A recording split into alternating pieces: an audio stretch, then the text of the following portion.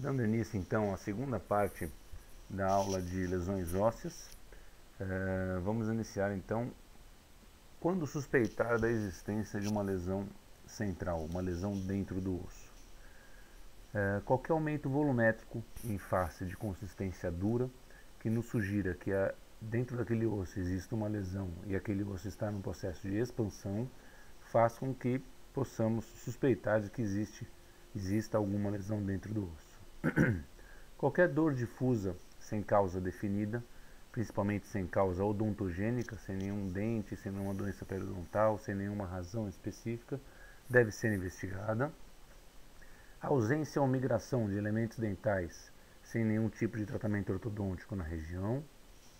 Assimetrias faciais e maloclusões, pacientes que são absolutamente saudáveis e de uma hora para outra começam a apresentar migração de dente, alteração do plano oclusal, aumentos volumétricos significantes de maneira que deixa o paciente com assimetrias, devem ser investigados.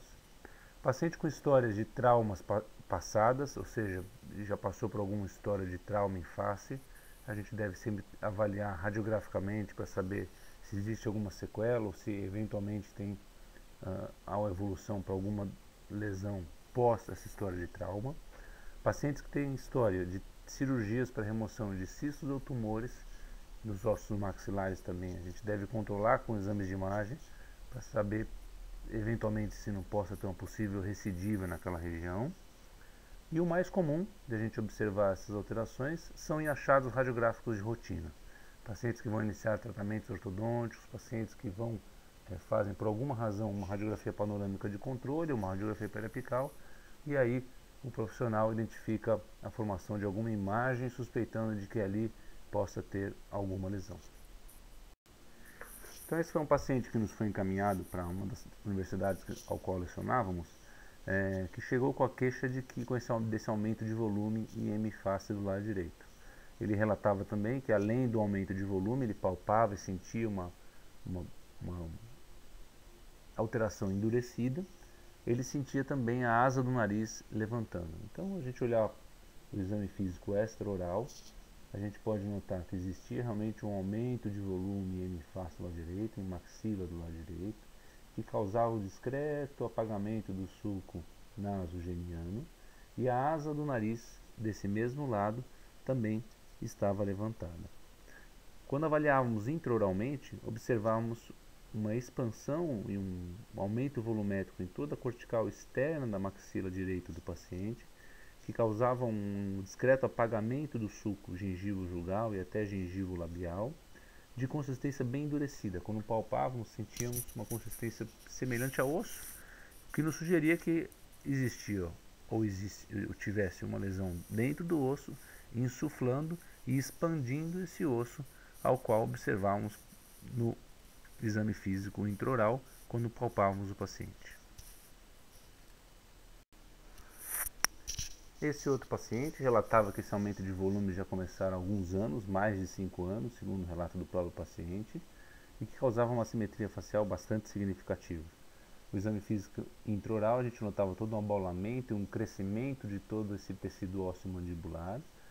Em algumas áreas, essa palpação já não era tão dura, era um pouco mais flutuante, o que nos sugeria que já havia um rompimento da cortical e que, quando palpávamos, sentíamos a consistência propriamente dita da lesão em si.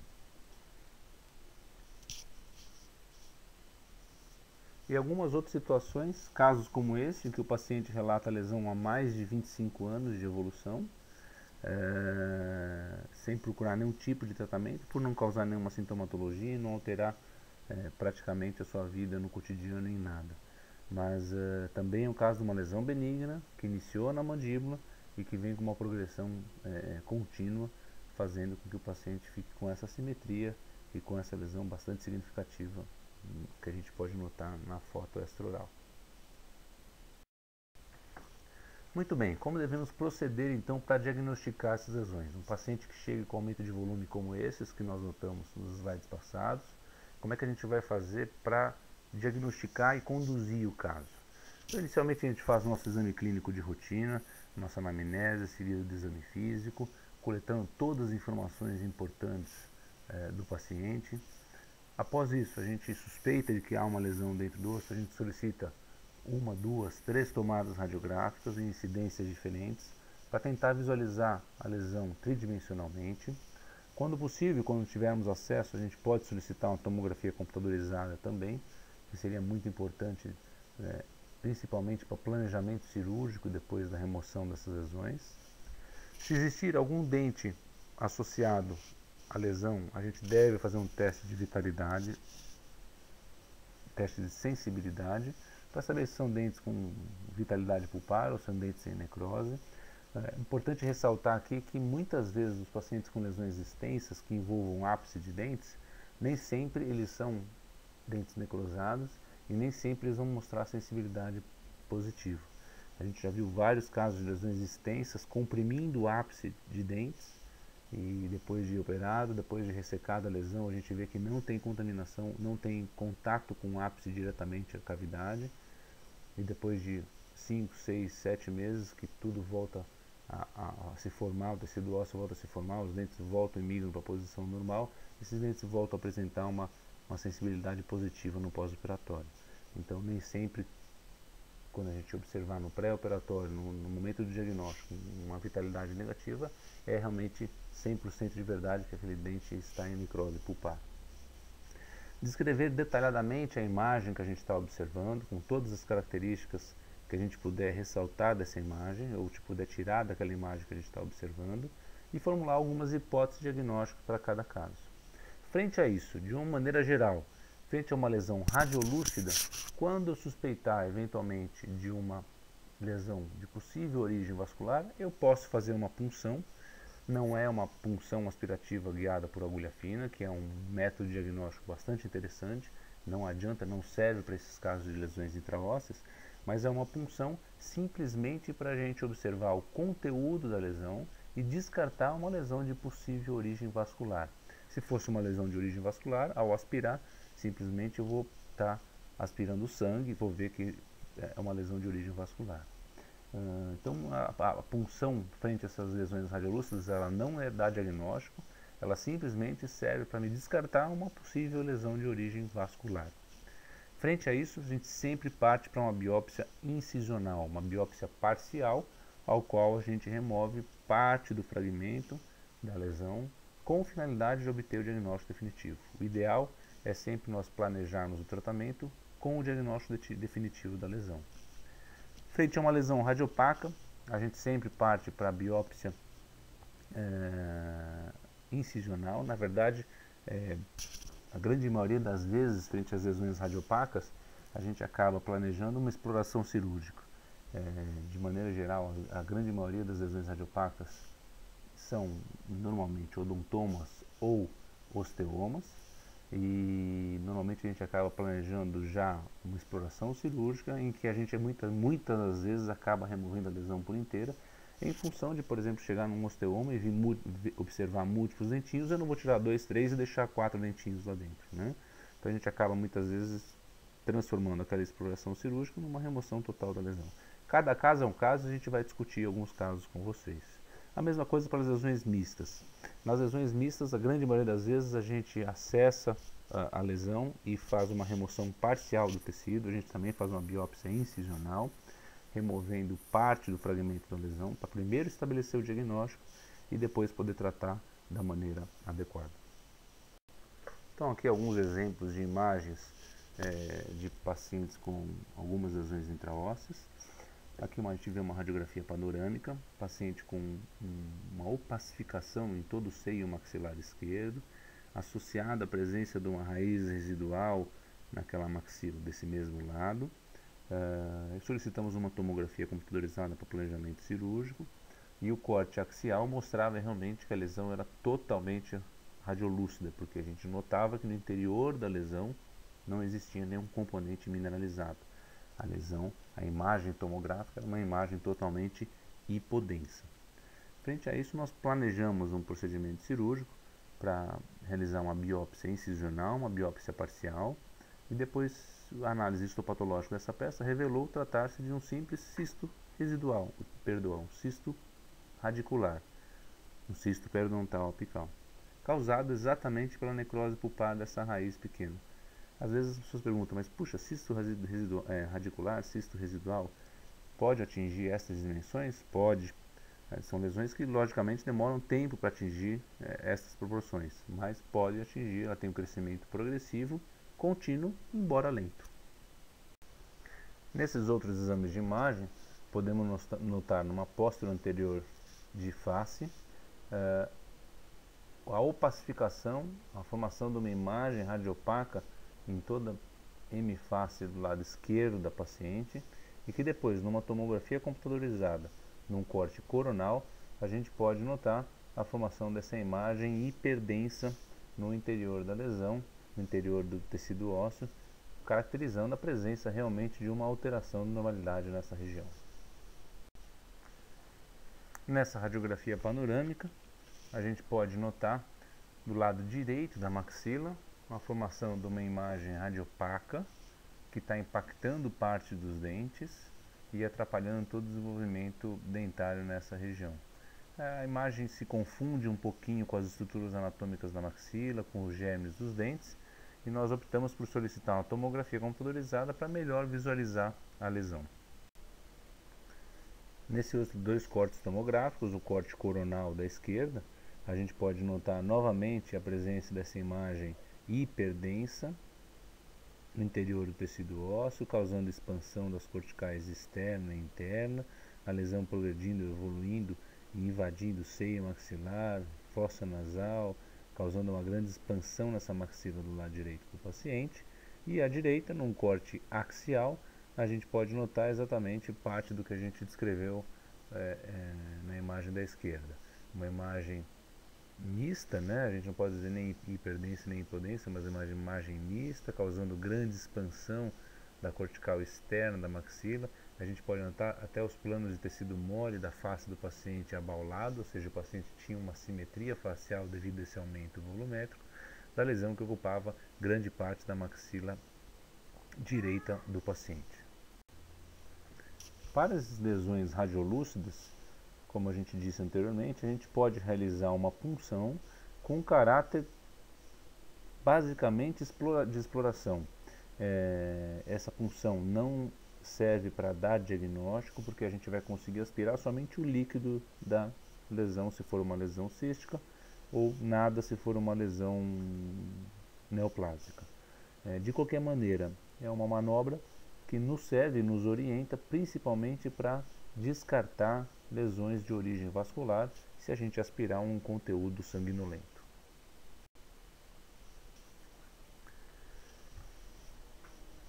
Existe uma dificuldade na propedêutica das lesões ósseas, visto que a gente não está visualizando a lesão. Diferentemente de uma lesão de tecido mole, em que a gente visualiza a lesão, a cor, a gente pode palpar, a gente identifica limites, superfície, coisas que nós estamos impossibilitados de realizar quando a gente se depara com uma lesão óssea.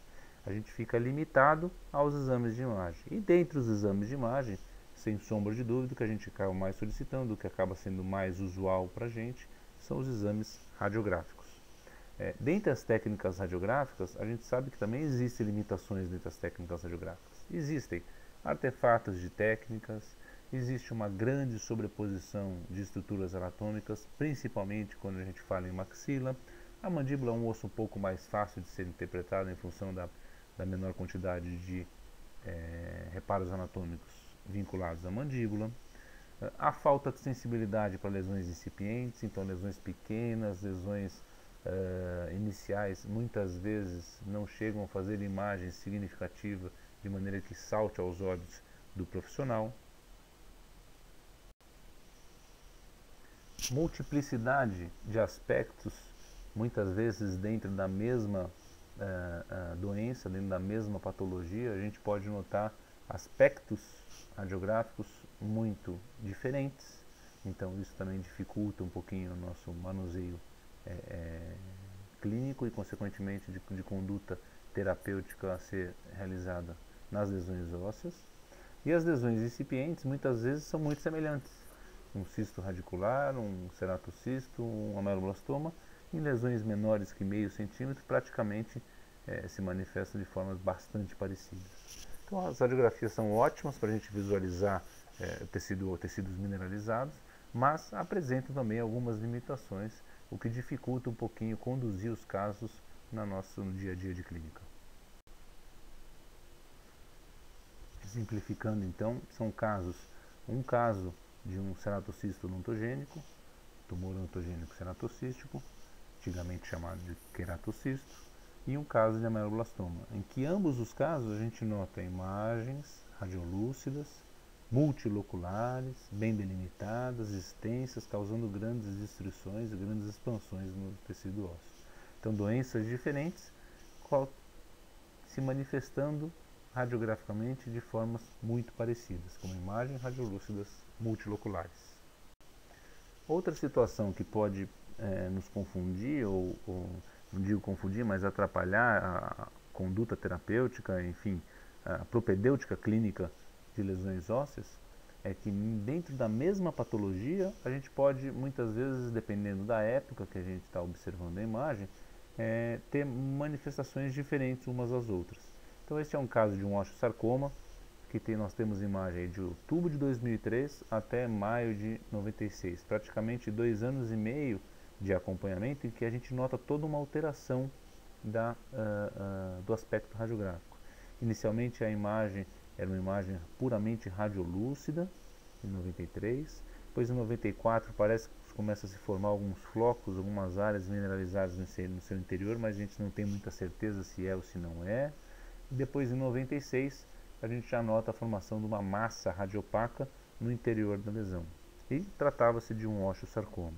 Então, dentro da mesma patologia, às vezes, a gente tem aspectos radiográficos diferentes conforme a evolução da doença. Dentre as lesões radiolúcidas, então, a gente pode citar alguns exemplos de doenças que podem mostrar-se de maneira radiolúcidas para a gente. Dentre elas, cisto radicular ou cisto periodontal apical, a gente mostrou alguns exemplos, essa primeira foto à direita que a gente está observando é de um cisto radicular, cisto dentígeno, cisto do ducto nasopalatino, tumor odontogênico ceratocístico, antigamente chamado simplesmente de queratocisto, ele era tido como um cisto anteriormente e agora conforme a última classificação da Organização Mundial de Saúde, ele é caracterizado como uma neoplasia verdadeira, principalmente em função do comportamento agressivo, ameloblastoma, o mixoma odontogênico, o defeito ósseo de Staphne e as osteomielites. Então, todas essas doenças podem se manifestar com lesões radiolúcidas. Dentre as lesões radiopacas, a gente pode destacar, talvez a mais frequente que a gente observa no dia a dia de clínica, os odontomas, formam uma massa radiopaca, às vezes semelhante a dentes, às vezes não semelhante à forma de um dente. Os osteomas, que são as neoplasias verdadeiras do tecido ósseo, a displasia fibrosa e o fibroma ossificante central. Ainda dentre as lesões radiopacas, a gente pode destacar a displasia cemento-ósseo periapical, a displasia cemento-óssea florida, o cementoblastoma benigno e o osteosarcoma. E dentre as lesões mistas, ou seja, aquelas lesões que podem formar componentes radiolúcidos e áreas mineralizadas no seu interior, a gente pode destacar displasia fibrosa e fibroma ossificante, as displasias cemento-ósseas periapicais e floridas, o tumor odontogênico cístico calcificante e o tumor odontogênico adenomatoide. Então, frente a uma lesão óssea, a gente vai ter que se ater a alguns pequenos detalhes. Primeiro, se existe presença ou ausência de sintomatologia dolorosa, se o paciente refere alguma dor ou não daquela região. Segundo, se o crescimento é um crescimento expansivo, que expande as corticais, ou se ele é um crescimento lítico, um crescimento que destrói o tecido ósseo. Terceiro, qual é a característica da imagem que a gente está observando? É uma imagem radiolúcida, é uma imagem radiopaca ou é uma imagem mista? E coletar todas as outras informações clínicas relevantes do caso. Esses eram 3 casos clínicos que nós temos de pacientes portadores de uma neoplasia odontogênica chamada ameloblastoma. E se a gente for observar, a evolução clínica dos três eram bem parecidas. Eram aumentos volumétricos significativos, normalmente unilaterais, em M face, causando uma simetria significativa. Então o paciente, a gente observava com facilidade no exame físico extraoral esse aumento de volume em determinadas regiões dos pacientes. Só que todos assintomáticos, os pacientes não referiam nenhuma sintomatologia dolorosa e todos com um crescimento bastante gradual. Relatam que o crescimento começara há mais de 2 anos de evolução e que só agora que atingiram determinadas proporções que resolveram procurar um atendimento específico para saber o que estava acontecendo com aquele inchaço no rosto. Entretanto, às vezes a gente pode ter pacientes que apresentam sintomatologia dolorosa, diferentemente do slide anterior. Então, na presença de sintomatologia dolorosa e de crescimento lítico, crescimento destrutivo do tecido ósseo, a gente deve se ater porque provavelmente a gente deve estar frente ou a algum quadro infeccioso ou alguma neoplasia maligna.